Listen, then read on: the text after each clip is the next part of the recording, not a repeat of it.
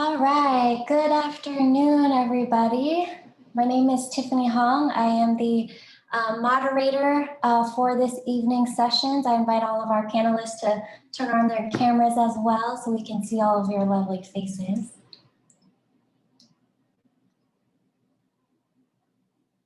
Perfect. All right, well, good evening, good afternoon, City of Richmond. My name is Tiffany Hong. I am the co-founder at Circle Up Education, and I want to welcome you all to this evening's community conversation, the first of our series on reimagining police and public safety in the City of Richmond. So there's going to be quite a few sections and components of our hour-and-a-half community conversation, starting with a welcoming, an introduction of our panelists, a presentation on Richmond Police, and then our community conversation where we're going to be looking forward to hearing from you all in the audience today. So I'll go ahead and get us started in terms of our conversation. As I mentioned, our conversation is on reimagining police and public safety here in the City of Richmond. I am Tiffany Hong, co-founder at Circle Up Education. We are an Oakland-based social enterprise that provides training, support, consulting on anti-discrimination, conflict resolution, restorative justice, and restorative practices, and also relationship building. I personally bring a lot of experience working with cities, nonprofits, organizations, and public safety and schools as well around these various topics. And so my role today is to be a neutral facilitator in helping to guide and steer this conversation. Our goals for this series and for this first session is to gather your input on how we can develop a process to figure out how the City of Richmond will do policing and public safety for this next future. And so just to clarify that today, no decisions are going to be made whatsoever about anything.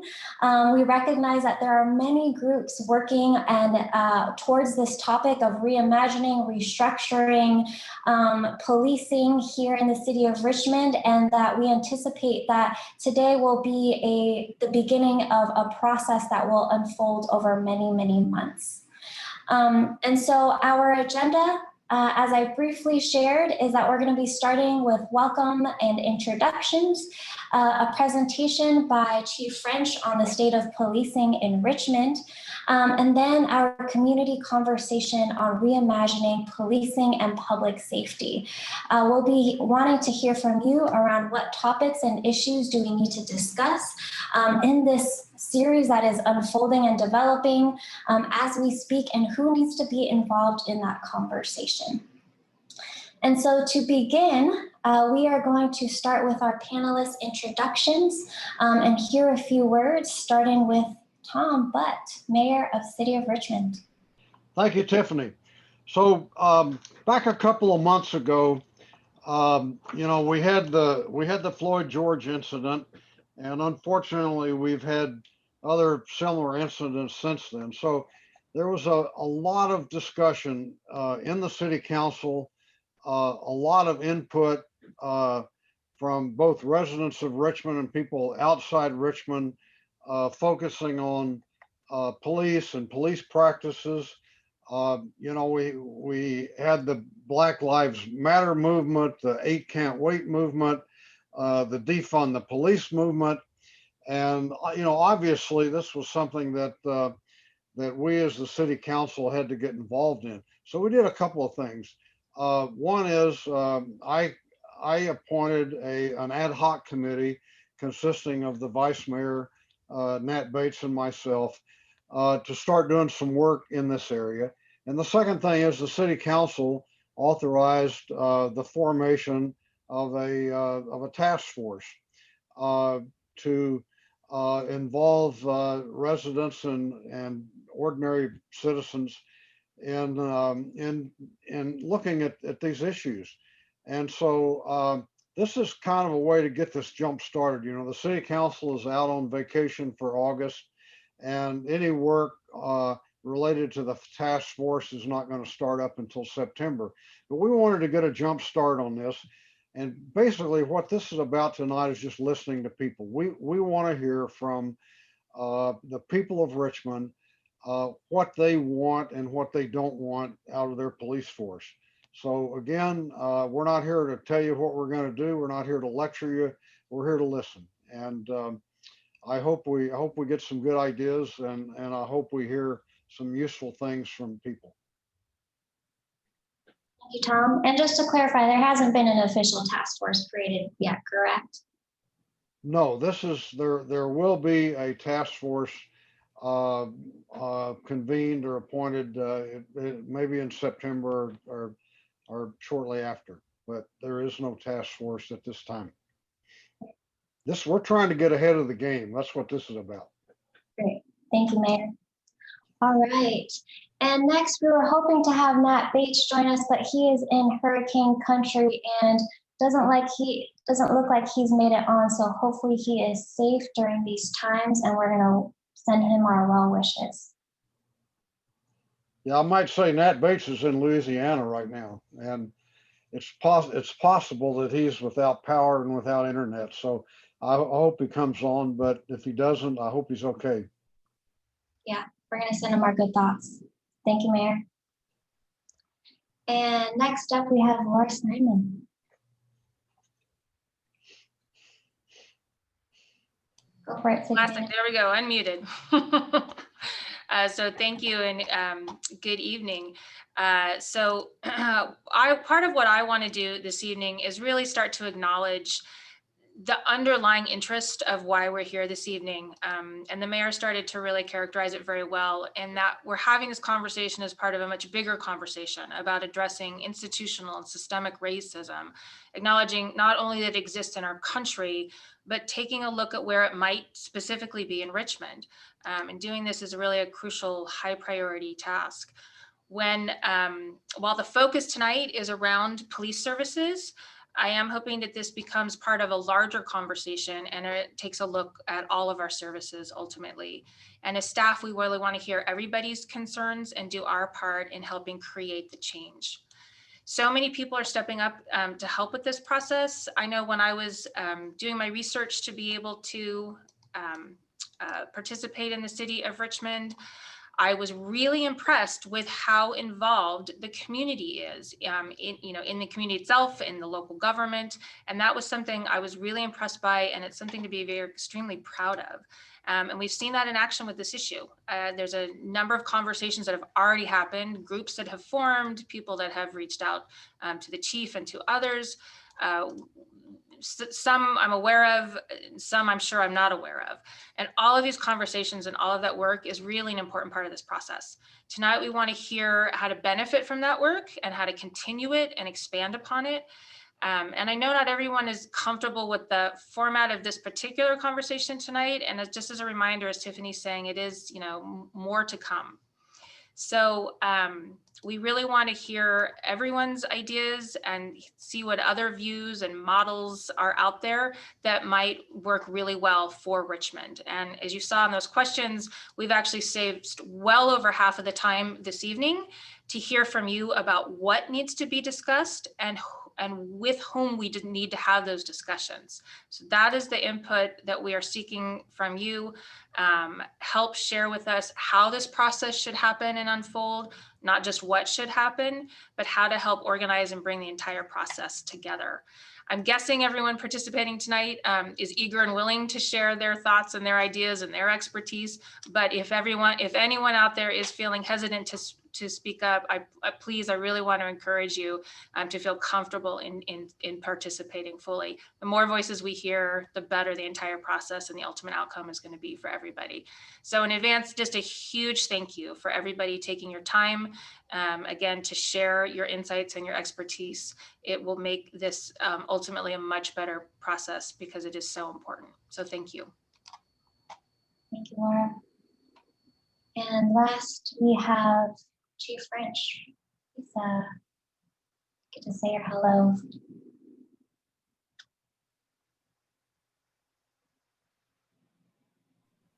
Good evening, everyone. I'm happy to be here and part of the conversation. And I don't know if you want me to start my presentation now or. Yeah, wait a let's second. go for it. I'll go ahead and transfer us over. And as I transition slides, everybody see that there are questions in the Q&A. Please know that we won't be addressing your questions here directly at this moment. If you are having technical difficulties, we love to hear your questions in that format. Otherwise, please do wait for the community conversation portion so that we can hear your questions live. All right. So, Chief French, on the state of policing in Richmond. All right, so good evening, everyone, again. As you know, my name is Lisa French. I am the police chief here in the city of Richmond.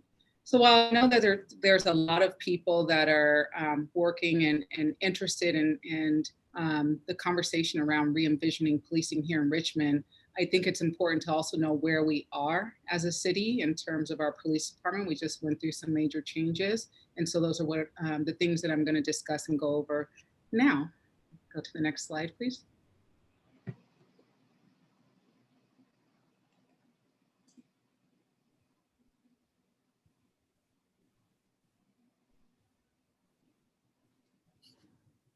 All right, so budget.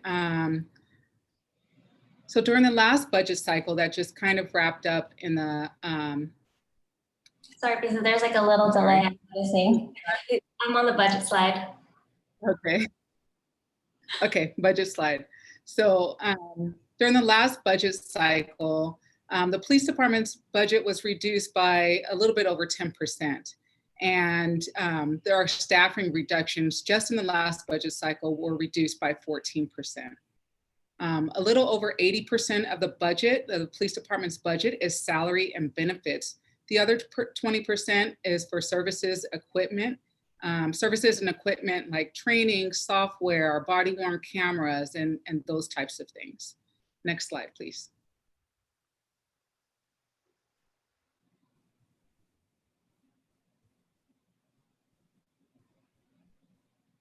So over the past several years, staffing in the police department has been drastically cut. We went from having at our highest 301 employees to our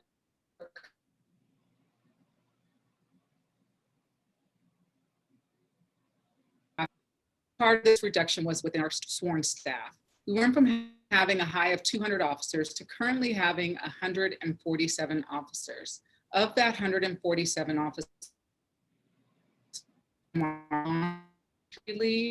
light duty or unavailable to work at full capacity.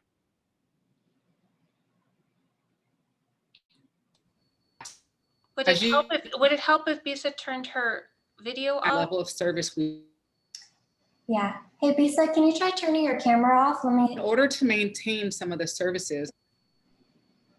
Oh, you just came back in. Okay. You're good now. Do you want to repeat that piece on the staffing? I just heard you get into it and then it cut out. Okay, I'm sorry. It's the So I'll start over. Over the past several years, our staffing in the police department has been drastically cut. We went from having at our highest 301 employees to our current number of 204 employees. A big part of this reduction was with our sworn staff. We went from having at a high of 200 police officers to currently having 147 police officers. Of that 147, 14 of them are on long-term injury leave or light duty and therefore unavailable to work at full capacity. This leaves us with just a contingency of 133 officers available to work. As you can imagine, we just aren't able to provide the level of service we did with 200 officers now with only 133. In order to maintain some of the services in years past, we relied heavily on overtime. With the reduction of overtime in this year's budget, we simply aren't able to keep pace with the same level of service.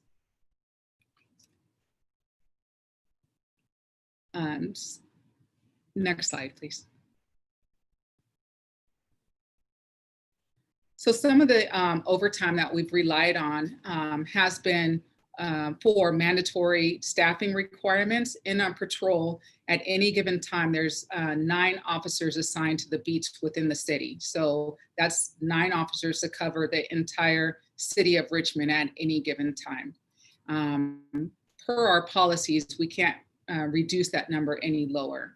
That's for officer safety issues. That's for us to be able to respond to emergency calls for service. Another use of overtime has been homicides. We've have significant number of homicides. We've had 10 this year so far. And many of these occur off hours where officers are coming in, following up on leads. And we try to follow every lead until we don't have any further leads. So homicides, shootings, when there's a victim that's likely to die, we want to come in and get involved in that investigation and try to find the suspects as soon as possible, also to prevent retaliatory shootings. We also respond on overtime to other special investigations like rapes or child abuse or kidnapping cases. A lot of our meetings are done on overtime because we're a 24-hour, 7-day-a-week operation. When we have meetings where we need to have all the managers involved, obviously some of them are going to have to come in on overtime if their shift doesn't coincide with when the meeting is. A lot of our training is also done on overtime. The officers are on the streets or doing their normal duties. And if we have some training, we try to do it while they're working, but a lot of this also has to be done on overtime if it's a graveyard shift that has to come in during the daytime for training. And then we spend overtime on a lot of special events. Pre-COVID, of course, we had Cinco de Mayo and Juneteenth and 3rd of July fireworks and many community events that we are involved in during the weekends. And so we used overtime for that purpose. So to adjust for the level of staffing we currently have and to reduce overtime costs, at the beginning of this year, we reorganized the department. We focused on our patrol deployment and made it a priority to meet the minimum staffing requirements mandated by department policy. That's the 9 officers I talked about earlier. In order to do this, we had to suspend several units and reduce staffing in our investigations bureaus. Additionally, we restructured our management responsibilities so that there was a more linear chain of command for accountability purposes. Even with these changes, there are impacts to services. So the first one you see is our reduction to our special investigations. And it's not just special investigations, which includes our detectives that follow up on parole and probation and 290 registrants. 290 registrants are sex registrants, and while they come to the police department to register yearly as part of their release, we're also supposed to go out and make home visits to make sure that they're complying with the terms of their parole or probation or 290 status. And so reductions to special investigations means that we can't always do that follow-up as we've done in the past. Additionally, in our homicide unit, we used to have 8 homicide detectives. We now have 4 homicide detectives. So follow-up on cold cases is really difficult to do. Like I stated earlier, we've had 10 homicides this year with only 4 detectives following up on 10 homicides. That's a difficult number to juggle. And so we also have to use other detectives from other units to help with the homicide detectives. Because not only are they tasked with the homicides, but they're also tasked with investigating shootings, all the shootings that occur in Richmond. Additionally, our property crimes detectives, we went from having 8 detectives in our property crimes to now having 4 detectives, and we have 1,700 property crime cases a year. And with 4 detectives, that's really hard to do any kind of follow-up with cases that don't have any kind of leads. So we have to really focus and pick and choose which cases we're going to follow up on if it's a property crime. Additionally, we have reduction in our traffic unit, and traffic is one of the main complaints that we receive across the city. People doing donuts. Every weekend now we're having sideshows in various areas of the city, and it's being left for the patrol officers to try to wrangle and handle those sideshow activities. We have areas where donuts are prevalent, and so we're really trying to focus and ramp up our traffic unit, but just due to staffing, we've only been able to commit 4 officers to that unit. This year, we also eliminated, or late last year and moving into this year, we've also eliminated our CCTV program. This has an impact on things like illegal dumping, where we have a problem with illegal dumping throughout the city. And so historically, we've been able to have operations where we have CCTV operators monitor a camera that we'll put in a certain location that is prone to illegal dumping, and we could catch people in real time. Now we don't have people that regularly monitor our CCTV program. So while they still record, it's we're only using those recordings for after the fact, going back to them to see if they captured anything, rather than having somebody there and able to maneuver the cameras and capture things in real time. The elimination of our Bravo unit is a big one. This is our long-term problem-solving unit. This is the unit that was working on a lot of the prostitution problems on 23rd Street. This is a unit that, when 4th of July came, or New Year's Eve, this team was specifically focused on fireworks and gunshots, and be able to respond in real time to those issues. And they also rode around on bicycles, and so that they can interact better with our business community and down 23rd Street and McDonald corridor. And because of our staffing challenges, we had to eliminate this unit. We had hopes to bring this unit back as soon as our staffing levels were back up to par, but with the frozen positions that we have in the budget this year, we're not going to be able to bring this team back anytime soon. So a lot of these things like prostitution and fireworks, we're heavily relying on our patrol officers to be able to respond to these complaints in between their calls for service. And so this has been difficult for our patrol officers to navigate. The elimination of our SRO program, this is due to the elimination of the contract with the school district. And youth engagement is, to me, one of the most crucial things that we can do as a police department. An effective youth and police engagement strategy enhances crime prevention and promotes police legitimacy. And it's simply the right thing to do. We have to invest in our youth. And so we're trying to figure out other ways that we can connect with our youth other than the SRO program, so that we can figure out how to prevent crime and actually intercede and act and get the resources to young people at an earlier time, so that they don't engage in criminal activity. And the impact on community engagement. So with the reduction of staff and reduction in overtime,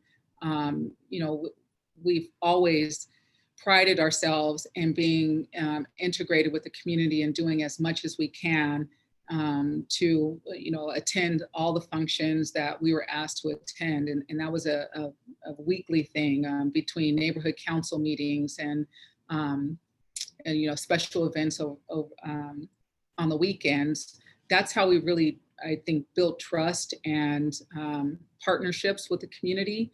And right now with COVID, we're not seeing the impacts as much, but when the health order is lifted and when we are able to interact with each other, now we'll probably see the effects of that. Again, we're not going to be able to send officers to every event like we had in the past, or every meeting like we had in the past. We'll do our best to engage as much as possible, because I do believe that community policing model is the best model. We'll just have to figure out different ways to connect with the community. Next slide, please.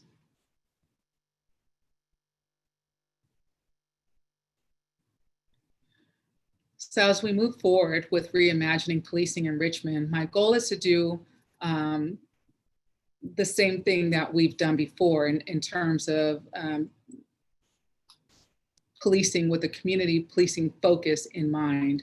Over this past several months, I've been meeting with various groups that are working to re-envision policing, and the police department, through Zoom, we've been doing our own town hall meetings to solicit input from the community on what the expectations are for the police department. Additionally, we are looking at many different alternative models that are working across the country, like Cahoots and expansion maybe of the core homeless team service, so that we can see if those models are practical here in Richmond. and I'm committed to working with everyone who wants to be involved to formulate the best model of public safety for Richmond. And I'm excited to hear the ideas that come out of tonight's session. Thank you. Thank you, Lisa.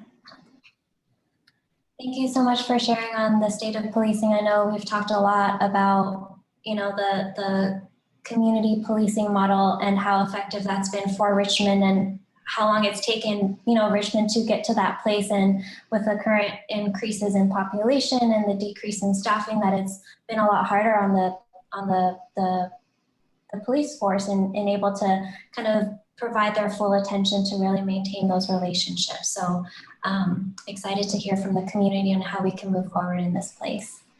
And I see that Vice Mayor Nat Bates just joined us.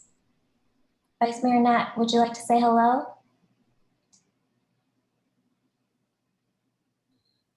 You'll have to. Okay, can you hear me now? I can. Oh, yes. Well, I apologize for being late.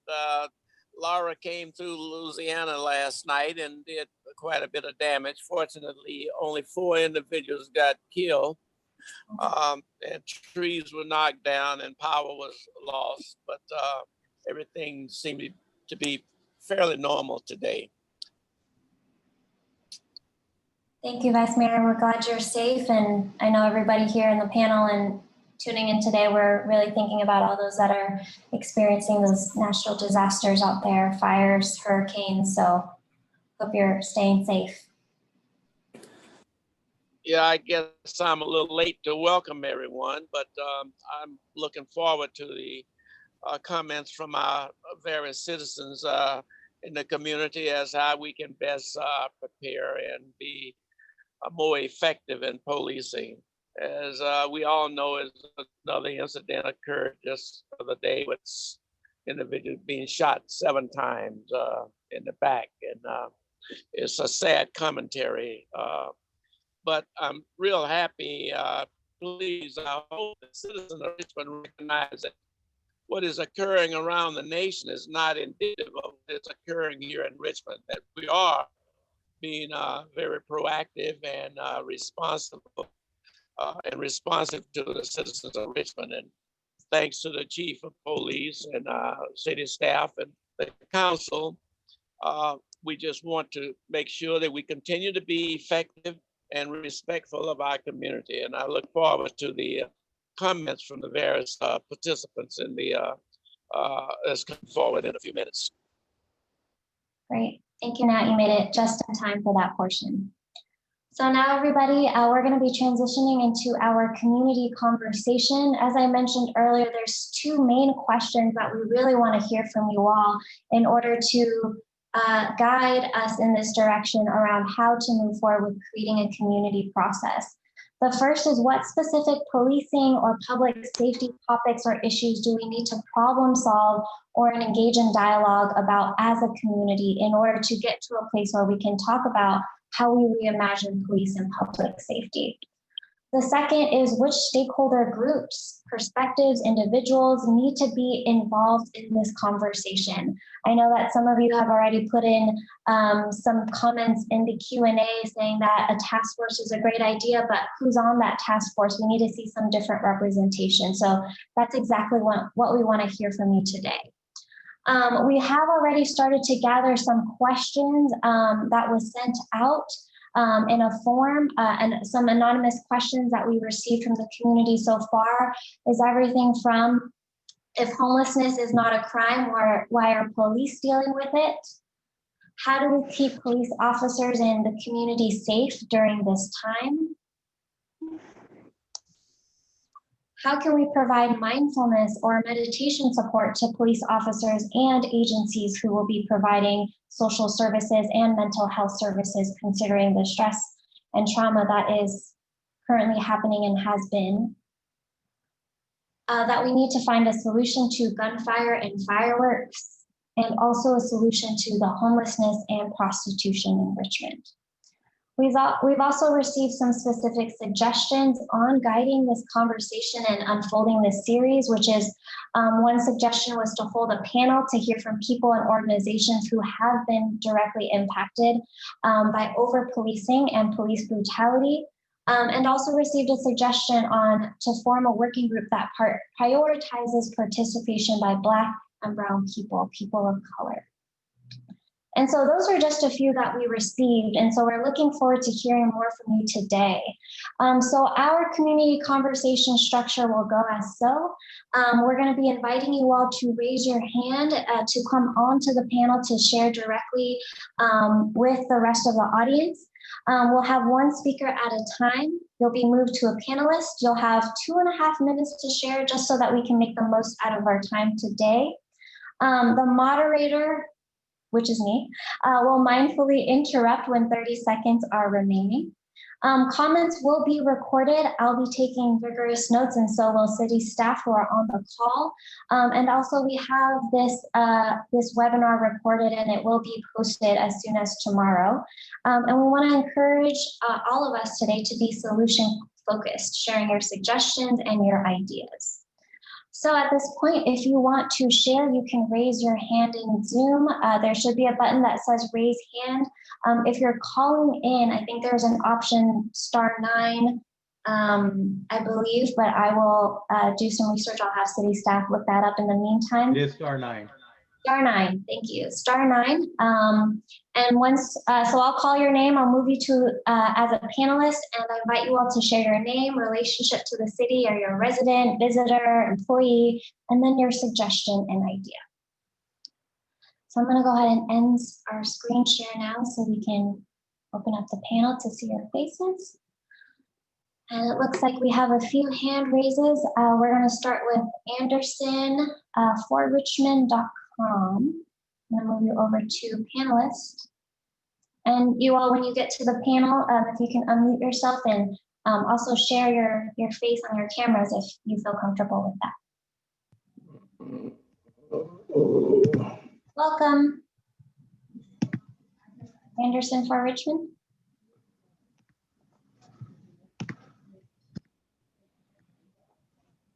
Hello all, this is Ahmad Anderson. Thank you very much for having this panel discussion. One of the things I'm thinking about is with the new district elections and new districts formats, there's a great deal of diversity and pressing different issues and concerns. How will the police manage those concerns for the needs of those communities that have different priorities as it relates to community policing? Great.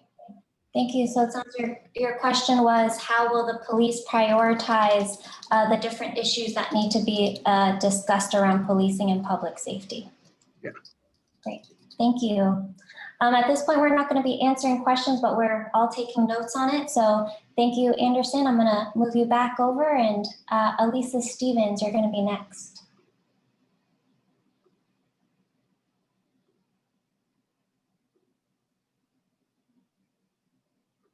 Welcome, Elisa. Elsa, I'm sorry.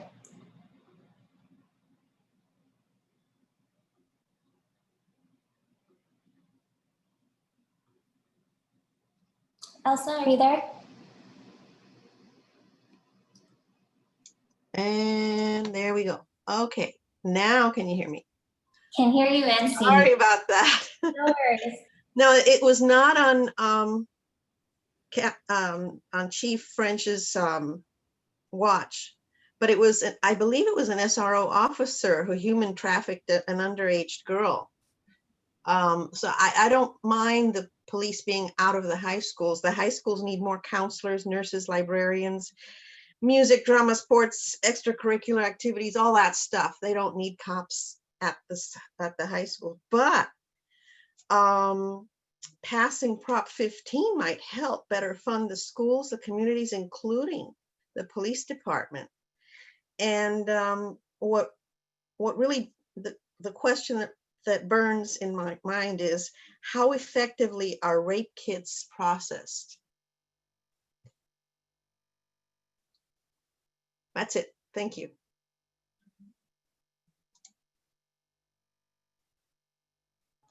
Tiffany, you're muted. Tiffany, you're muted. It's bound to happen at some point today. Thank you all. Thank you also. So your question was around how effectively are rape kits processed. That support for high school are definitely needed. Curiosity around a sex trafficking case in the police department, and also funding as well. Funding for Prop, what was that? It's Prop Prop 15. 15 would bring a huge flood of money into the city. Great, thank you. All right, thank you, Elsa. We're gonna move you back into the audience. And up next, we have Joe Lee Fisher Broker.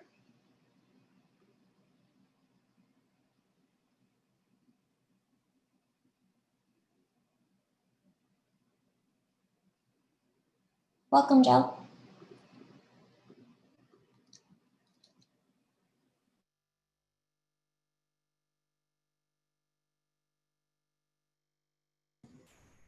Can you hear me now? We can hear you. Okay, good. Thank you, Moderator Tiffany Hong, our Mayor Tom Budd, Council Member Nat Bates, Chief Bisa, our City Manager Laura Steiderman. Did I pronounce that correctly? And I hope I got everyone. I want to thank you for doing this. I think it's a great deal. Most of mine will be a statement rather than a question. And my statement would be that I am not for defunding the police. I am for adjustment. I've been in the city for most of all my life, and I've come to really appreciate the police force under the leadership of even the things with continuing with our Chief Bisa. I would say that I heard someone say homelessness is not a crime, and that's true. It's not a crime. And what the question would be with our policemen. But I wanted to state that I have been very pleased with the development. I've been here most when the policing in the city of Richmond was very bad. And I've come to appreciate, so I'm here to say I appreciate the way we have been growing and with community policing in our city of pride and purpose here in the city of Richmond. So I just wanted to go on record as a citizen, as the president of the Coordinator Neighborhood Council.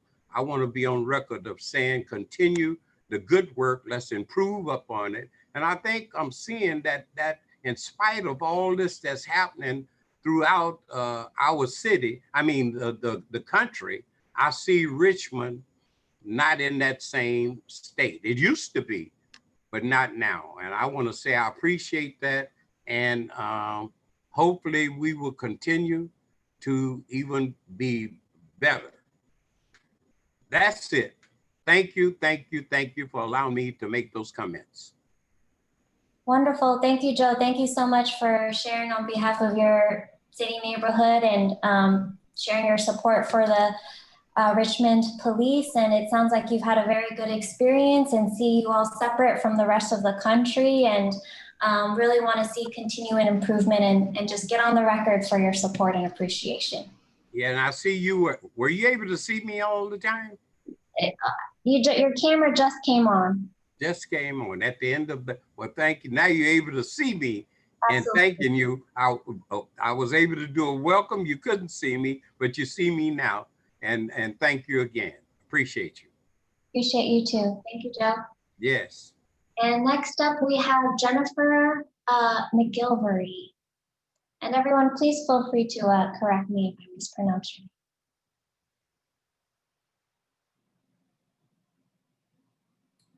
Welcome, Jennifer.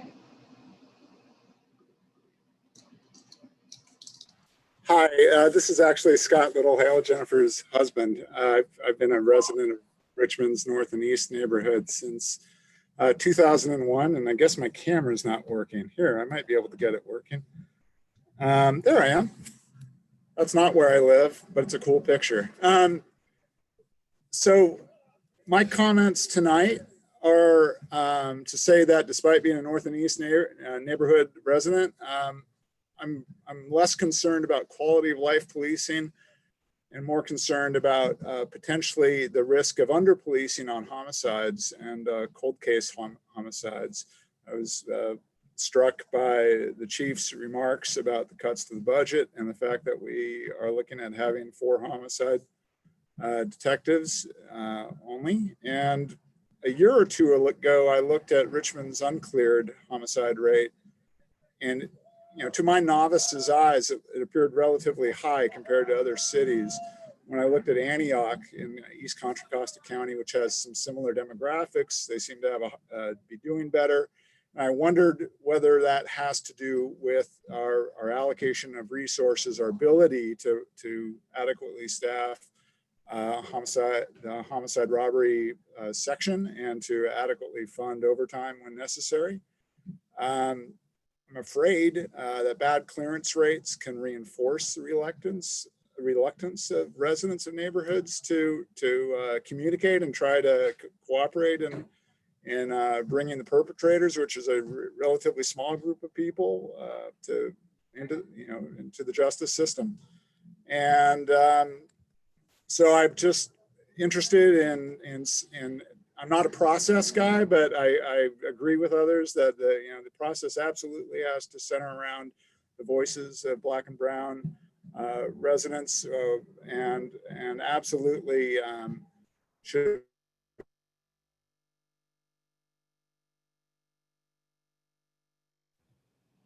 Scott, looks like you've frozen for a little bit. There you go. You're back. Sorry, bad connection. I want to urge the city and the police department to integrate the input from Black and Brown community members of the community, along with good data analysis that looks at whether or not we're adequately resourcing that critical function during homicide investigations. Great. Thank you, Scott, for sharing your sentiments and your shock with us. It is a little bit concerning to see the impact of budget cuts on the staffing of police and how that then impacts the safety of the community, both in preventing and responding to things like homicide that are very scary. And also fearing the impacts of that could reinforce people's ideas around wanting to cut from the police even more, and also encourage and echo the having voices of color in leading this process. Thank you, Scott. And next up we have Carrie.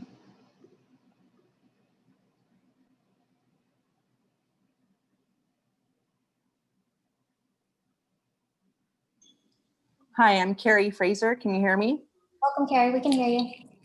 All right, thank you. I'm a resident here in Richmond, and I have been for about 46 years. I would like to kind of ditto what I believe it was Scott said. I see that reducing the police in Richmond, I mean, that's a huge number, from 301 in 2010 down to 133 currently.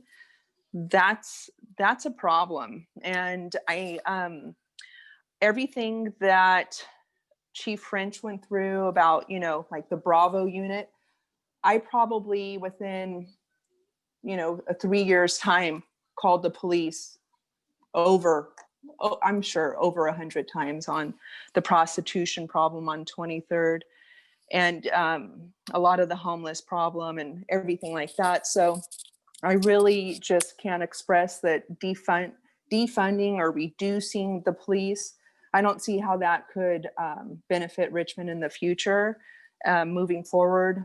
I'm not sure. I'll have to take a look at what's in Prop 15 and, does that help the police department?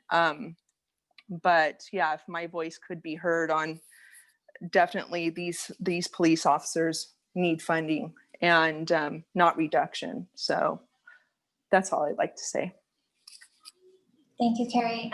Appreciate you sharing your response here. And again, your shock and concern around the reduction of staffing and the impact that it's having on prostitution and homicide and the homelessness. And it sounds like you are in support of continuing to support staffing with the police. Yes. you. And next we have Philip Rosenthal.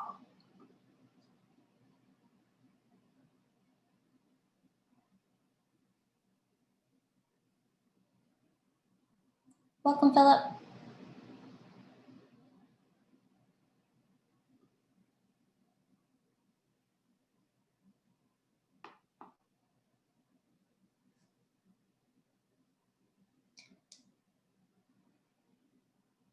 We see your camera, but not your mic.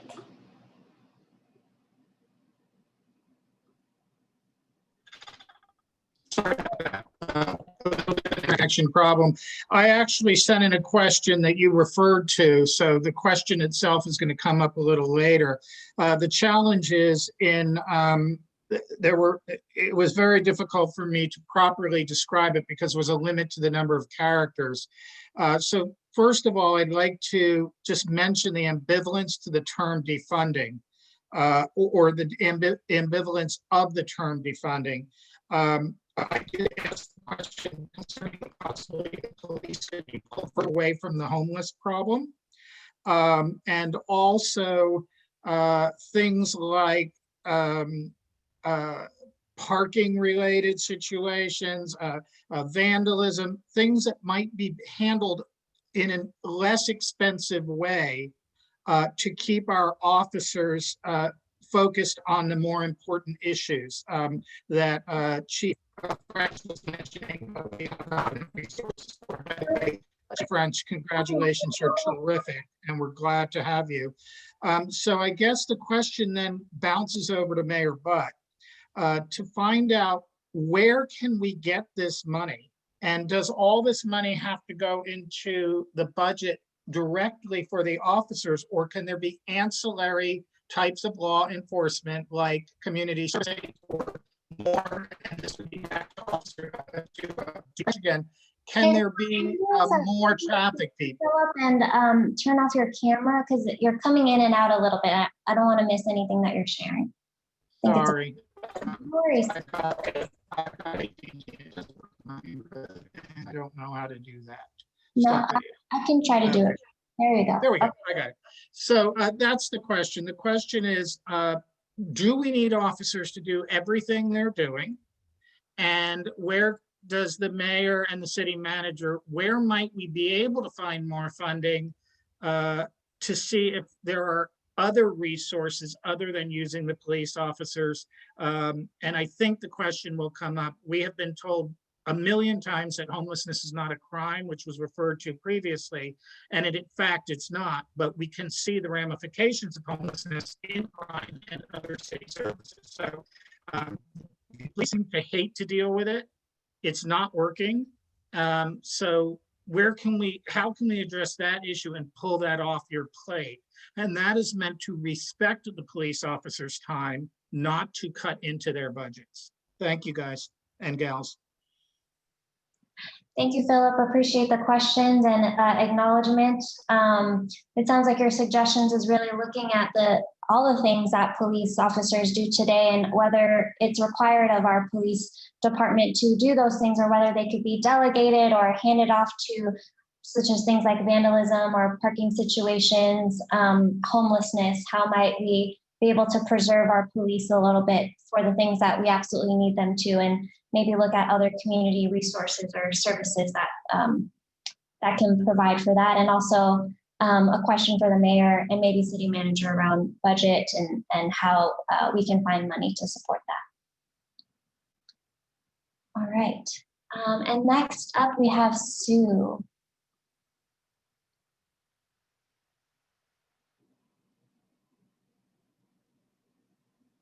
Welcome, Sue.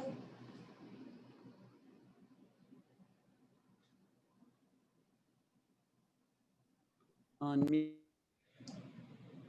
Oh, go ahead and unmute yourself, Sue. There. Now you can hear me. Yes. Okay. I had questions that I typed in and I was hoping I could read them, and they're not visible anymore now that the screen changed. So there were two questions. One for Police Chief I hope I'm saying your name right, Biza French, which is, how much of a problem do you have in the Richmond Police Department with white nationalists? And I was just going to look up how many police killings of civilians, I guess you would say, there have been in Richmond. So that's actually 2 questions for you. And then the other questions are for everyone. How, of all the jobs the police do, how many of those can be handled by people with no weapons, no guns, no tasers, no weapons? And I'm not saying they need to be handled not by the police department if the police department's doing a good job, but I'm sure there are many tasks being done that do not need a person with a weapon. And how can we make it happen that who responds to calls for those tasks does not have a weapon on them? That's it. Great, thank you, Sue. So a few questions. How much of a problem do we have in Richmond with white nationalists? How many police killings of civilians have we had in Richmond? And of all the jobs that police do, how much of it can be handed over to people who can handle it without weapons? The first question was how much of a problem in the Richmond Police Department is got it. with white nationalists, Got not it. in the city, but in the police department. Because what I've seen nationally, it sounds like a huge problem in most police departments. Thank you. Thank you, Sue, for clarifying. Very different question indeed. Yeah, and I am speaking for me and my son, who is Black. Thank you, Sue. And next up, we have Philip.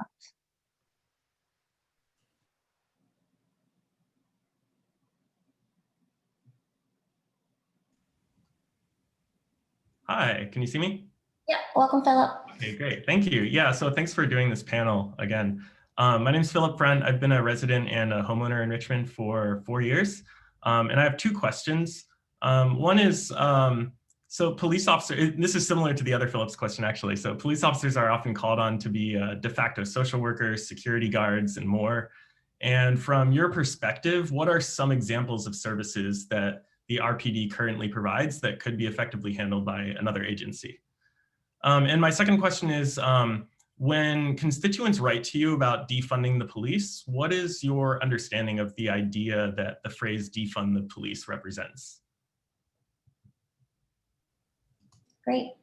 Thank you, Philip. So questions around kind of similar to before, just what are examples of jobs or tasks or roles that RPD provides that they can be handed off, and how does the police department or BISA specifically interpret the concept of defunding? Yeah, and also I'm just curious how Vice Mayor Bates and Mayor Butt would interpret that as well. I'm sure they get a lot of letters from constituents asking to defund the police, and I think a lot of people have different ideas of what that means.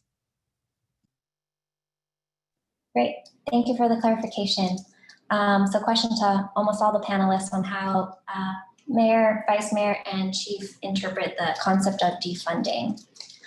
All right, next we have Lisa.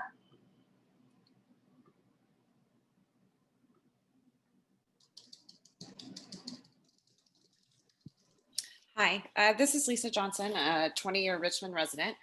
I have 3 questions. The first one, which I was a little concerned about, when the chief presented to the city council on July 28th, she mentioned that there was 217 staff. And I noticed today that that's now being presented as 204. So I'm a bit concerned if that was an error or if we've lost 13 additional employees in the last month. And if we have lost 13 employees, does that mean that we can rehire those, since the positions that were frozen was as of the end of June? My second question was also in listening to the chief's very thorough presentation yesterday, which I was extremely grateful for.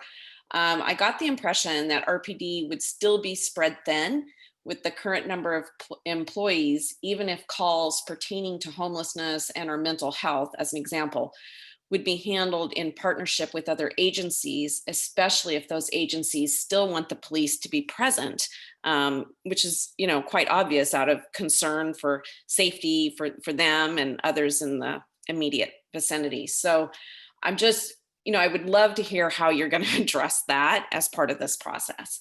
And then lastly, I know this can be kind of a divisive discussion for people who are pro-police versus those who seem to come off as anti-police, which it's just unnecessary division. But I think it's causing some people to be hesitant to express their opinions and their concerns.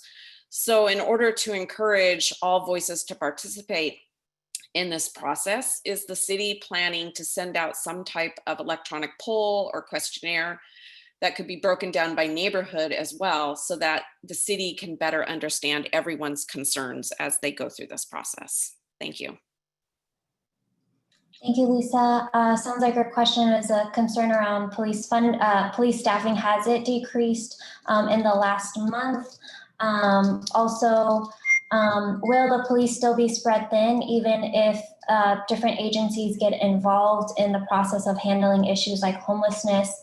And then the last, I think it sounds like actually a great suggestion in terms of how do we solicit for this upcoming task force or community group that will be developed, knowing that there are different quote positions that people have. How can we get a diversity of not only identities, but also perspectives? Yeah, perfect. Thank you, Lisa. All right. Next up, we have Randy.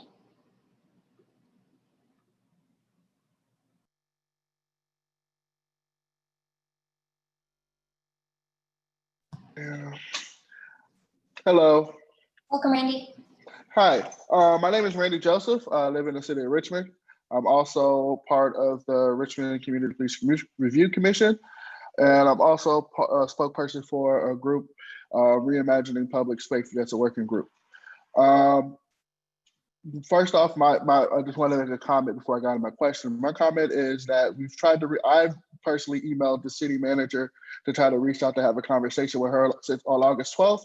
I have since not gotten an answer to that email, and I'm waiting for the answer to that email. We were trying to get this working group going with the city since it was enacted by the city council, and we've gotten no answer. We had JL who's been trying to assist with the city to try to get this working group going, and was talking with the city manager, thinking that this group was being formed. Come to find out, she was working on this panel and not the working group, which is kind of disturbing because we're supposed to do a presentation by September 15th, and the mayor wants to wait until September to start this process, which makes no sense to me. But here's my suggestion. I heard the Dallas police chief speak a couple of years ago, and he said, and one of the things that he said was that the police do too much. When there's a loose dog, the police are called. When something happens, the police are called. When there's an argument outside, the police are called. When somebody can't get in their house, their police is called. And it's like, the police can't do all those things. That's not the police job. That's not what they're here to do. And I think when I saw the presentation from Lisa Fritz yesterday, one of the things is like, we want to also help with social problems. Like, I forgot what it was called, but something like, I'd go and have police out there to work on that. That's not the police job, I feel. I think the police need to focus on solving crimes and stuff like that, and not focus on things that we have other organizations. We have the Pound for loose dogs. We have locksmiths for I can't get in my house. We have social workers for homelessness. We have we have crisis workers for mental health.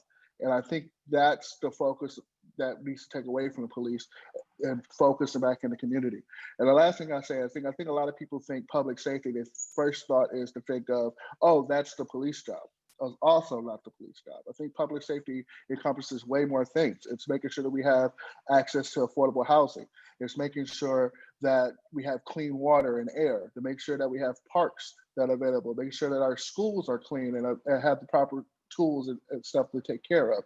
All those things contribute to public safety as well, not the police. And I think we need to look at those factors as well, not just always focus on the police, but focus on other mitigating factors in the city as well.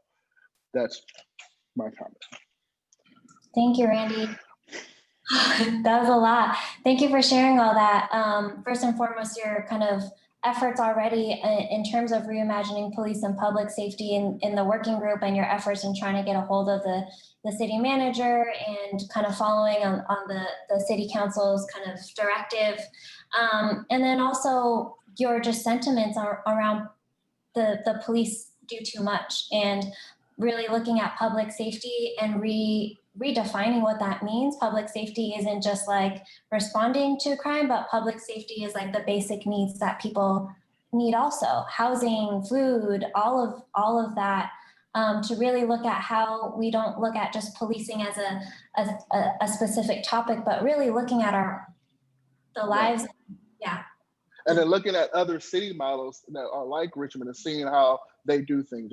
There's cities out there that don't have police officers go out to mental health calls, and they're using other forms of forms to do that. There's a city in Florida that don't do, police are not in charge of traffic stops. There's a separate thing for that. They put police back into having detectives to solving crimes. And I think when you hear defunding police, people don't understand. It's not the fact that we don't need police. It's about taking the police job and making it easier for them, like giving them less things to do, to focus on the things that really matter about violent crime and stuff like that. It's not so much, oh, the police are bad, they don't need any money. That's not the case. It's the point, like looking at how the police do their job and making sure they do their job more efficiently and better by looking at other ways that they can do stuff, and looking at there's work out there people are already doing that they can go out there and do. Those are the things that we're talking about. Absolutely. Yeah, so looking at defunding and making the police jobs easier. And that's a great suggestion. Maybe we do a panel on different types of models that are out there already. Right. Just not reinventing the wheel. It's like there's examples out there and using those examples. Absolutely. Thank you, Randy. Appreciate it. Thank you. All right. Next up, we have Everth. Please correct me if I pronounced your name wrong.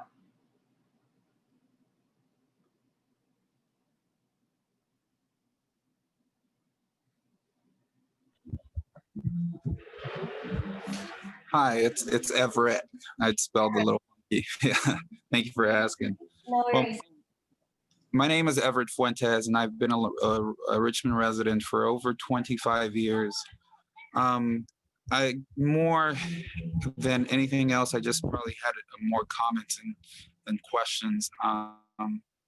One of the reoccurring themes that I'm looking at and I'm hearing from people is sort of the prioritizing of certain services that needs to go on with the city. And as a Richmond resident for that long, I've noticed, and I can attest, that there is a very big issue with prioritization in the city. I'll just give you a quick example. We have street sweepers, and I've spoken to the supervisors about this. We have street sweepers sweeping streets with tons of cars parked in the streets. So basically, they're just cruising around, and street sweepers wasting resources, wasting the street sweeper itself, wasting gas. We're paying, people to actually sweep when they're not really sweeping. And that's just a minimal sort of example of what's going on. I've noticed as well that there are no bridges between departments as fluidly as there can be. If I call the street sweeper supervisor, he or she tells me to call traffic enforcement. And if I call traffic enforcement, they tell me to call some other number. But there is no intermingling of of any department here in the city of Richmond, and that's troubling. And if you look at cities that are actually progressive enough to follow a certain policy, there is always that there is a connection between departments to help each other. And what troubles me about this is that with all the budget cuts that I'm hearing from Chief French, which I don't agree with, I think we actually need more police, and the culture kind of has to be changed, starting with training, starting with providing these officers with, ample rest. Because if they're doing a lot of extra, hours, they're not rested enough for an emergency. We ask truck drivers to pit stop every 6 to 8 hours in order to rest, but we don't ask our officers to go home and get a good rest when they're dealing with homicides, when they're dealing with violent crime, and we expect them to react appropriately. That's unreasonable. I don't know if I'm going over my time. There's other things about systematic racism, and I believe that there is systematic racism in police departments. There has to be. And if we don't acknowledge that, I think we can't talk or touch the subject of changing it, of starting a conversation to change it. Again, thank you for the opportunity to voice my opinion, and I hope this panel goes back and sort of, I encourage them to revisit the prioritization of resources and how we can intermingle to work together to actually make the city a little bit better, not keep it the same.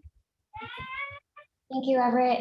You brought up some really great points around I think the deeper rooted cultural systemic challenges. One around looking at priorities around what we're kind of providing resources to, but also looking at the culture of, policing and how much are we taking care of our police officers, given the stress and the trauma that they are seeing and experiencing daily, and also the relationships that are needed between departments for city services to be accessed and provided through more smoothly for its residents and community.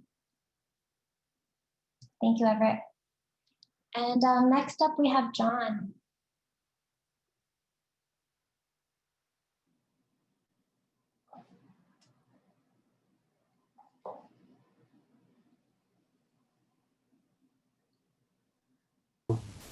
And there we go. You should see me now. Thanks so much for doing this. Thanks, Chief, and everybody else there. There we go. I have a statement and a few questions. My name is John Gonder. I'm a cybersecurity and forensics professor at Chabot College. I've lived in Richmond with my mixed family and raised my children here since 1978. I think in these last few years, RPD has done an admirable job, and everyone I've dealt with I've seen as dedicated and professional, but they're overworked and they need help. I love this discussion about helping to improve policing, and I agree the term defunding is really unfortunate. It engenders opposition before any discussion or understanding has even begun. Converting emphasis into Kahoot-style response teams like EMT, psych worker, peace officer when going to a mental health situation is a good idea to consider, examining that whole spectrum of public safety and the work involved.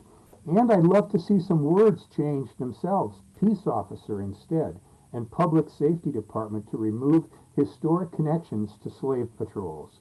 The words themselves set a mental picture and a starting attitude for the job.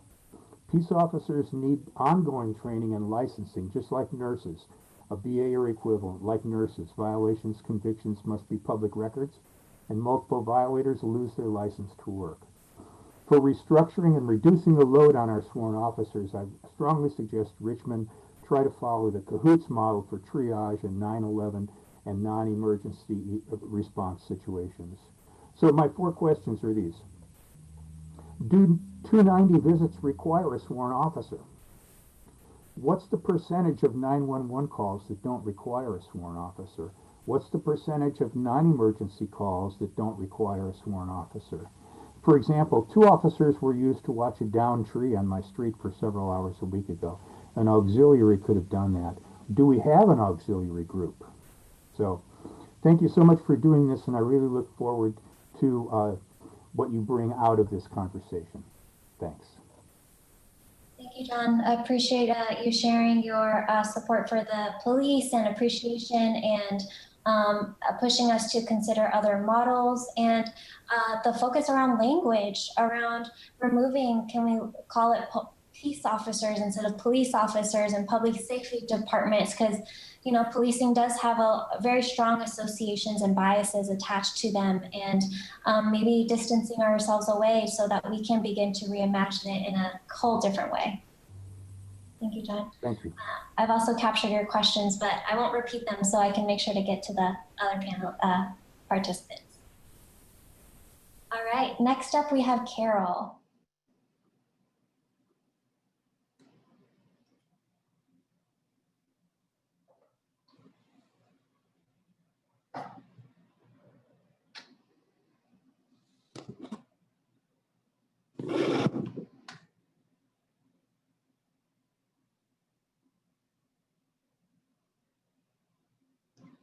Welcome, Carol, whenever you're ready.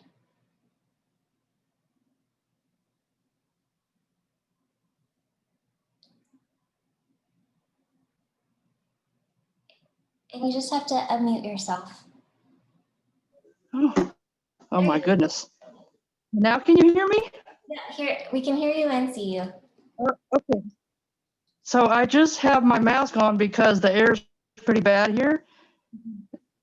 But I wanted to thank all of the panelists for this meeting, and my main concern is officers who have numerous complaints in their files, and I'm thinking specifically about the officer-involved shooting we had in 2014, and that was Officer Wallace Jensen, and it came out that he had 3 warnings in his file not to put him on patrol, but to send him back to the police academy.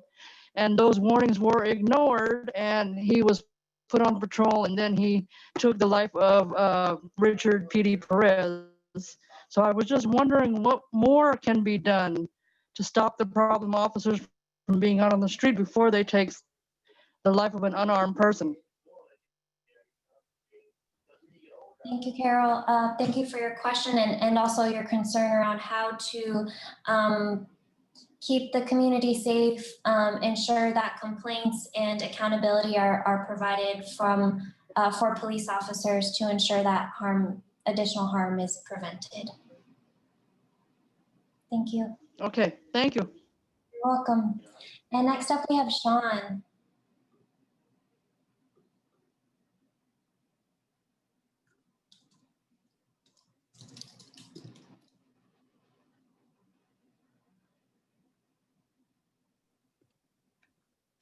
Oh, hey, everyone. Welcome, Sean. Hi, good evening. Good to see some familiar faces out there. And I want to thank everyone involved in putting this together. I think this is a really great first step. I come to this conversation with a background in conflict resolution and cooperative problem solving. And I've been all over the world. I've worked with Israelis and Palestinians who wanted to kill each other. I've seen it just about all. And one thing that I'm coming at this question with is a perspective that the greatest challenges and the greatest solutions always involve diversity. And one thing I've come to learn about Richmond in my short, less than 5 years of living here, is that we are like a microcosm of the US. And I'm both troubled and inspired by that. And I think to the extent that we have a lot of challenges related to a lot of basically segregation, voluntarily or not, we also have such potential in the strength of so many different types of people and perspectives in the city. And so it's with that environment of differences that so much conflict arises. And I can't think of any other way but to have the police involved in that even more. And I would like to challenge anyone with the opportunity and authority to do so to think not about how do we lessen the role of police, but how do we make it actually more comprehensive. And I'm all for some of the earlier comments around let's partner with other experts. You can't be an expert in everything. But here's my one point and kind of question to Chief and maybe some others. What would it take to actually enhance the training and capacity of our police department to have more comprehensive understanding of non-adversarial approaches to resolving problems? Look, I've gotten to know quite a bit of our police department, and I'm inspired by so many of them, and I think they do an admirable job. And I know there are some officers and staff with remarkable skill sets, and yet with just a little bit more focused emphasis, I think they could be really good, true peacemakers, not just peacekeepers.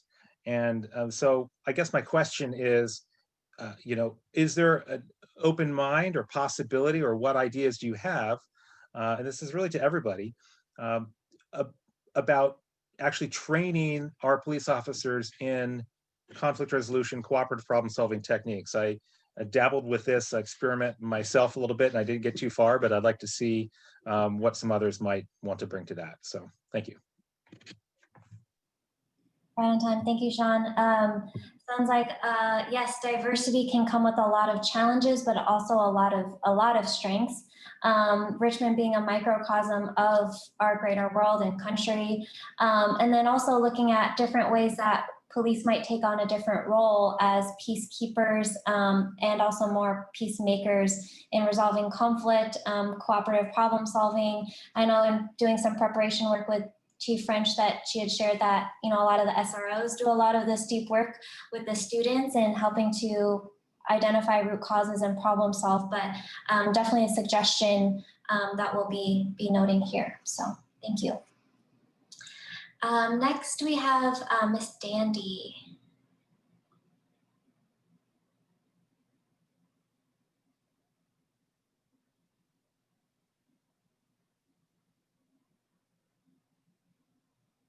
Welcome, Miss Dandy.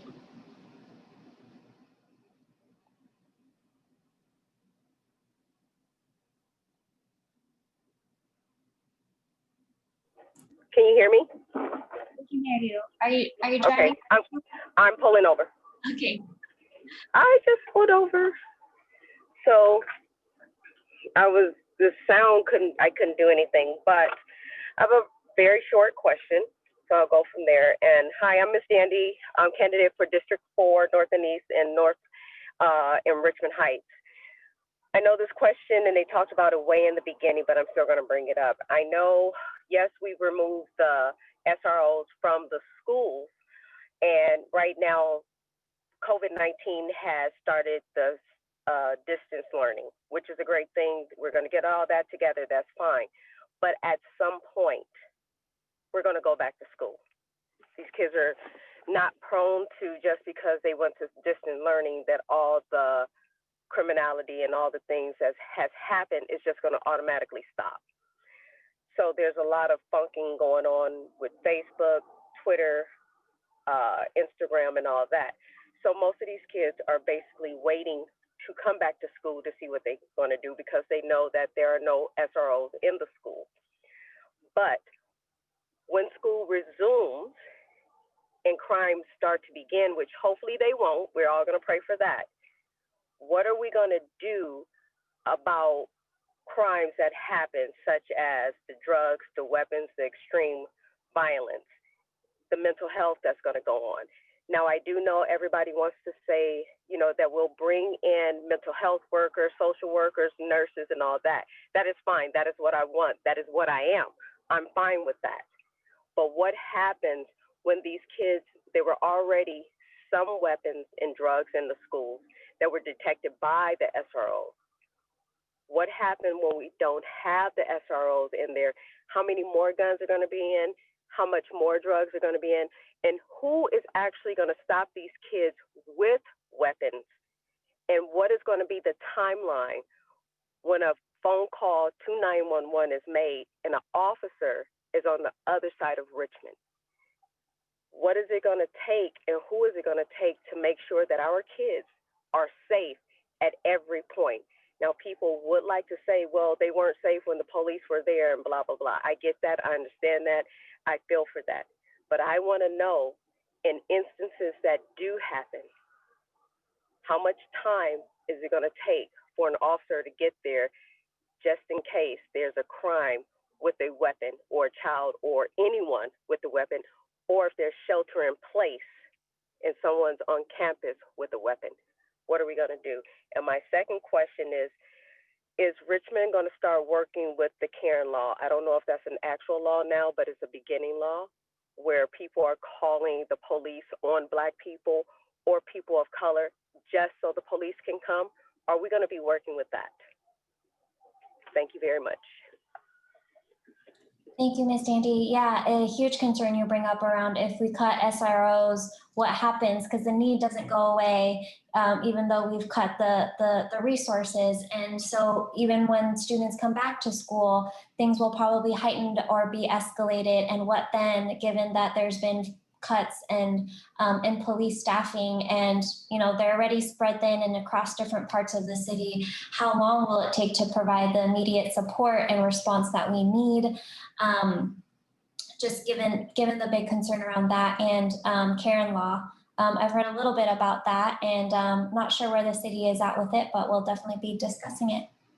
Thank you. Thank you very much. Thank you for allow me to come in at this time to ask the question. Thank you very much.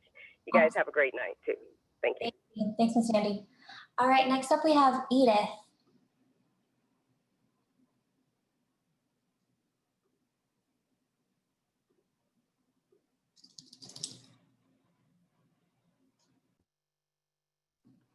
Welcome, Edith.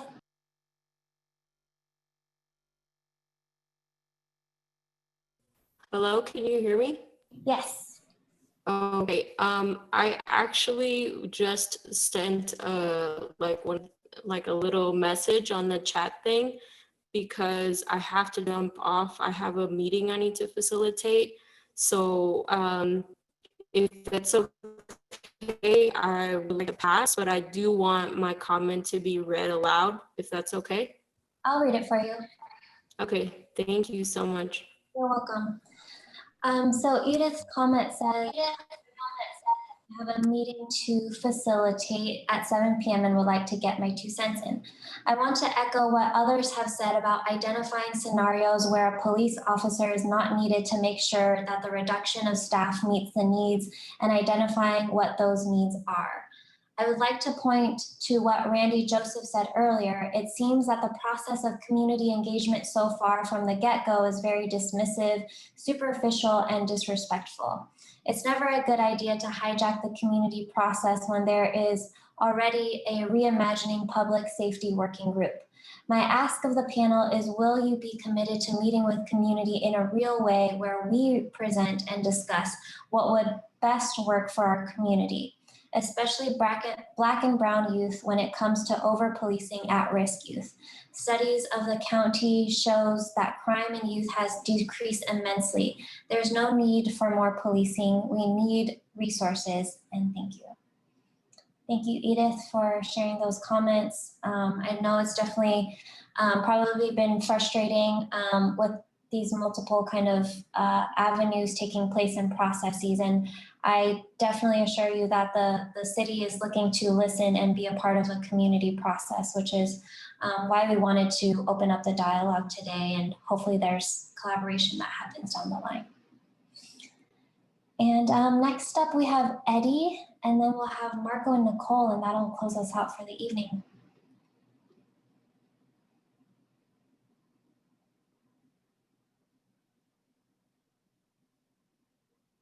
Welcome, Eddie.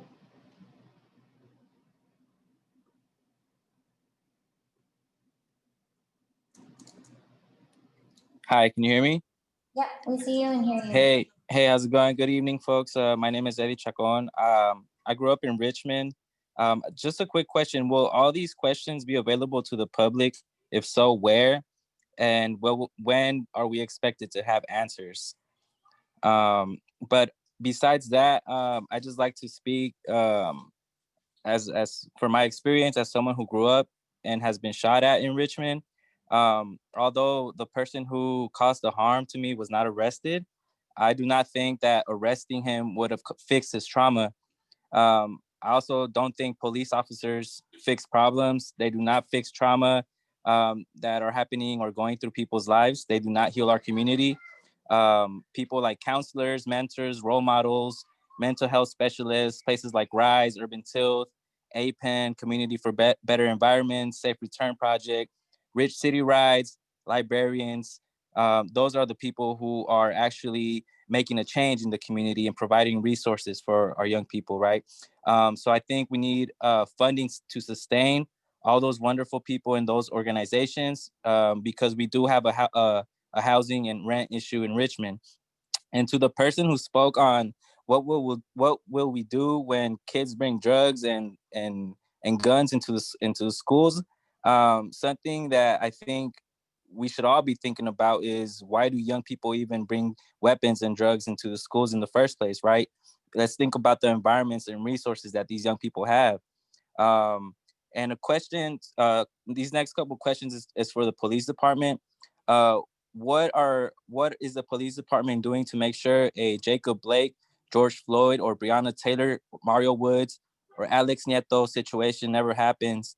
And if that's what they're trying to do, why didn't they do it when PD Perez was murdered by Richmond police? Also, what is the police doing to combat or undo the racist legacy of the Richmond Police Department?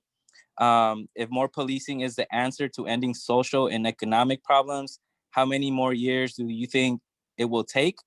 And my last question is, how many more years before we can actually defund and reinvest into community? And what's the long-term plan for the city? Thank you. Thank you, Eddie.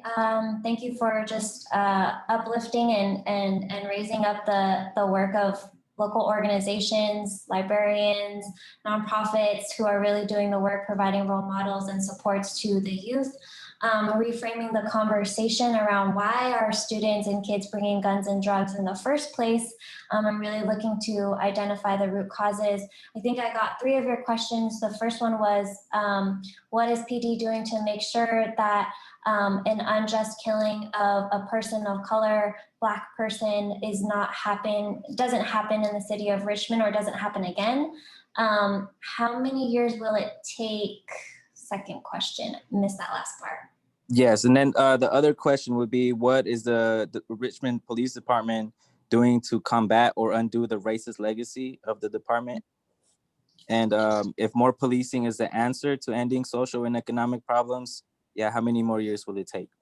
Okay, great. So what's it doing around undoing the racist legacy, and how long would defunding actually take, and what would that look like?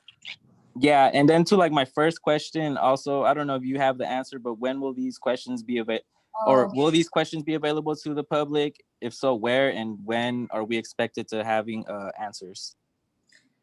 That I don't know. I know the video is going to be available, but we'll follow up with you on that. I'm taking notes of it. I know city staff are taking notes of all the questions as well. So, and I see Chief taking notes also. So I'm sure that there's going to be a time we reconvene to compile these questions and release all the answers of what we can.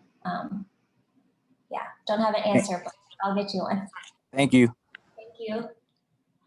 All right, and then we have Marco, Nicole, and Donnell is going to be our last person.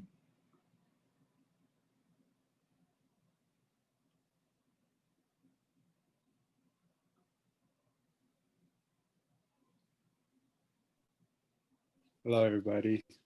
So my questions go,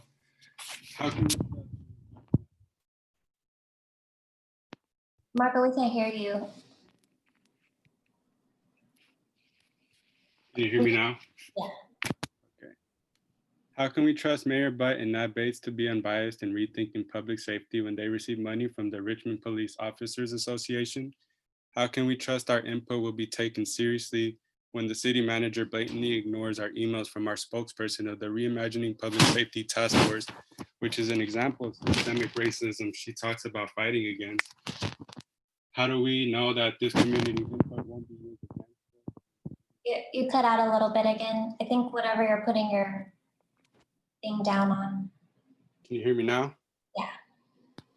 How do we know this community input won't be used against us and won't be used to invalidate and gaslight our strategizing and experiences with policing crime?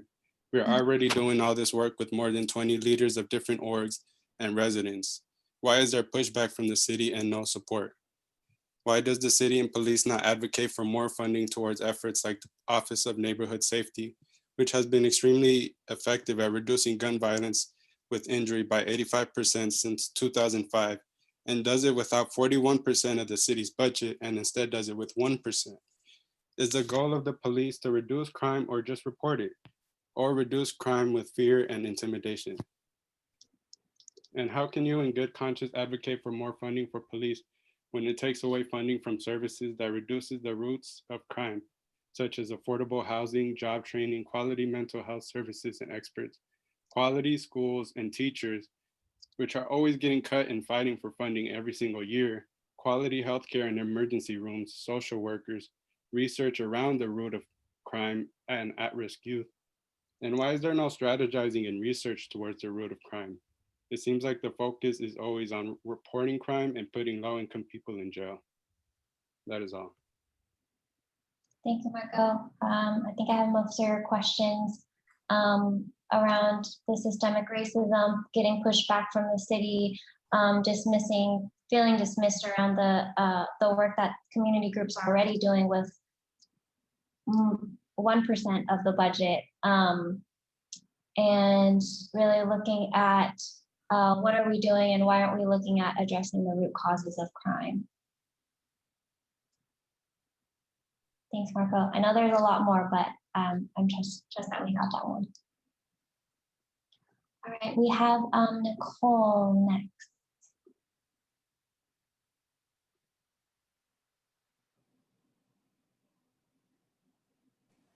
Okay. Hi, everyone. I'm Nicole.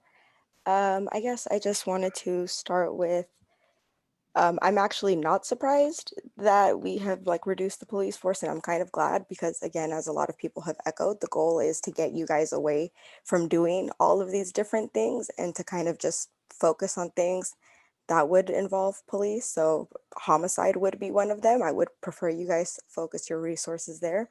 As it's already also been mentioned, there is a community task force in place with multiple organizations involved who are actually with the community and have the community's best interest in mind. Again, they're not being paid to care about the community. They are, ultimately interested. So how come they're being ignored? How come you guys are decided to host this? I mean, thank you, but at the same time, how come you guys are choosing to be separate? Kind of painting yourselves in a certain light. Specifically to Police Chief French, it's very disturbing to hear you say that, you want to find a way to connect with the youth outside of the SROs. I'm very thankful that they were removed out of the schools because we need to provide resources for children from them being younger. So if we can get them the right resources and tools, they don't need to worry about going into gangs. Your people don't need to ever get involved with them. So really, I'm really grateful for that. We needed to remove the school to prison pipeline. So yeah, it's very alarming to hear that you and your team still want access to the youth. The community knows what the youth need. They're there. Also wanted to echo just everything Eddie said. Also about the person being concerned about them bringing drugs and weapons. Again, I went to school in high school in Richmond myself, and a lot of those kids brought it in from things they were dealing with at home. So again, we need to address the issues at home. Police are a very big problem, especially to Black and brown children. You guys are a threat. You guys are not safety. And, so we really need to reimagine that. And again, just really listen to the community. And I hope you guys take that serious. Thanks. Thank you, Nicole. Thank you for sharing your sentiments and highlighting and echoing again this need and the work that the community is doing and how the city can work in collaboration with the city, not against it, and really listen and work in collaboration. And thanks for sharing your sentiments around SROs and policing and really looking at how we could support students at a younger age before they get to the point where they have to bring drugs and guns to school. Thank you. And last we have Donnell.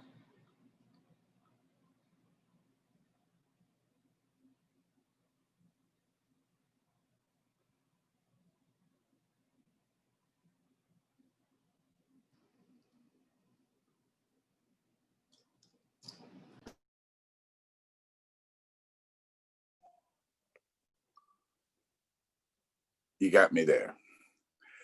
Thank you. I raised my hand several times and I knew you were closing, but I really appreciate the opportunity to speak at the end of this Zoom meeting to Mayor Butts, to Nat Bates and all. I know protocol has been established, but I too, as Jolie Fisher, have been a resident of Richmond for my entire life. Mayor Butts and Nat Bates and others have watched me grow into the person I've been. To make a long story short, and I know we're going in, I also have been inextricably interwoven into the life of the city of Richmond and the city police department. I've worked under Chief Magnus, I worked with Chief Brown, and our current chief, Bisa French, was the interim chief when I completed my assignment as the coordinator of Operation Richmond Ceasefire, and I served as a civilian review authority for the Richmond Police Department.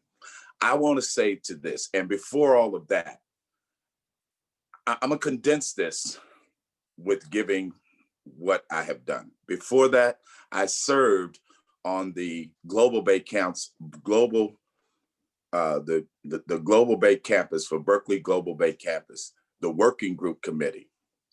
And this same process was done at the working group committee, where we were able to ask our questions without dialogue. Nobody has time when we're going to get back. Nobody knows when the questions are coming back. Nobody knows when the questions are being answered. I feel like this is deja vu again. And now the Global Bay Campus was really said it was gone, but you can ride down Regatta and there's a big sign saying Berkeley Global Bay Campus. The work is still being done. Bisa French and the Richmond Police Department has done a stellar job at being community policing. I was part of leading in that work. I was sent to Sacramento by Chief Magnus to be trained as under the 21st century policing training, and with several officers. There are great officers on Richmond Police Department.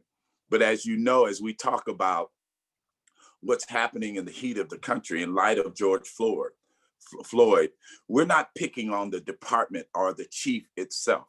It's systemic and it's institutional that we're working on. That is, when we talk about defunding, there's a lot of ambiguity there. And so when we talk, and also the police departments are protected by agencies. And so it gives some bad cops. My mother always told me, when you got the good, you also have the bad to come with it. It makes up life. And so we can say that the Richmond Police Department has been very excellent, but we also lived through the Richmond Cowboys, and we've worked as the coordinator under grants and watched how police officers worked with our community.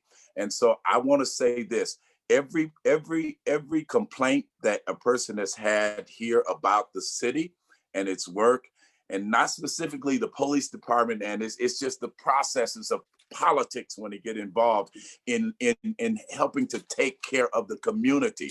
Yes, public safety involves currently the people that are living in tents in our city.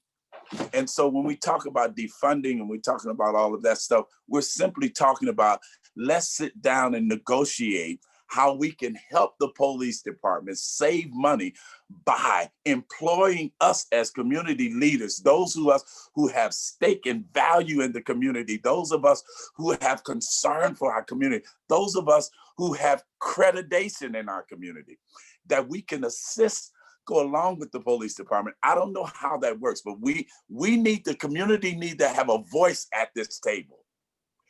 Even on this Zoom, we are silenced. And Mayor Butts, I wish I could look you in the eye. This is the same process. I'm wondering if this is the same company that you use for for UC Berkeley Global Campus, not you, but the process used. And so I know my time is up. My time is up, but I really want us to be, I really want, if this is going to make some tread, if you guys are really serious about this, and let's say to everybody who attacked the Richmond Police Department, the Richmond Police Department gets its assignment from the city. They get their budget from the city. So the chief of police has a boss. And we need to work with everyone on this place, on this committee, and we need to have a voice. I didn't invest 6 years of my life walking these streets, holding men's hands while they bleed out, and their families have been displaced because of we want to protect rent control. We're tired of these non-productive meetings. They're perfunctory. And I said I wasn't going to get upset, but I'm passionate. I'm not upset. I'm passionate about the work that I do. Let's work together. We're in the midst of a pandemic, and we're still divided. If the city council is going to commit a rookie city council member to lead a community that has multiple experienced organizations there, and they won't even show up to the meetings. The city manager won't answer calls. I've heard all this tonight. I was 30 minutes late getting on. If that's the case, deja vu. Reverend Donnell Jones will be praying for our city, and mayor and vice mayor and Chief French, we love you. We love this city, but we need to do something different. This is the same. Reverend. Thank you, Reverend, for being last on our list and for speaking that truth and for all that you are saying and the passion that you're bringing to it to let's work together and make this a process and not just a one-sided conversation and make it a collaborative one. And we need to do it differently. And it's difficult being in these spaces, and I appreciate you sharing that truth with us and kind of recalling history even and naming that. Well, the community is waiting. You assigned groups to work together. Why aren't we at the, why isn't the city there at the table with us, with them? Thank you, Reverend Donald Jones. We're definitely going to be looking at that and talking about this specific issue on coming to the table and having these community conversations. So I appreciate you speaking for the community, with the community, representing past, current, future Richmond, and all that you do. Thank you. We stand ready to help and assist on even, where's that stolen car call? Thank you so much.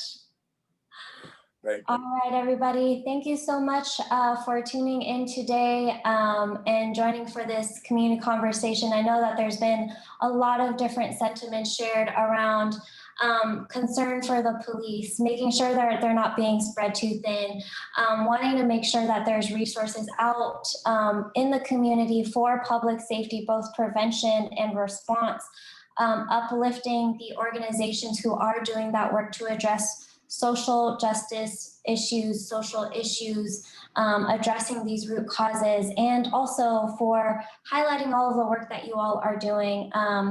And I know it's been frustrating for some, well, why are we having this conversation in this format? And I assure you that we are starting this because we wanted to find an equal way. I know the city wanted to find a way to know who to be in contact with, to have conversations with, and how to facilitate that process or be a part of it. So thank you all for your participation and your voices this evening.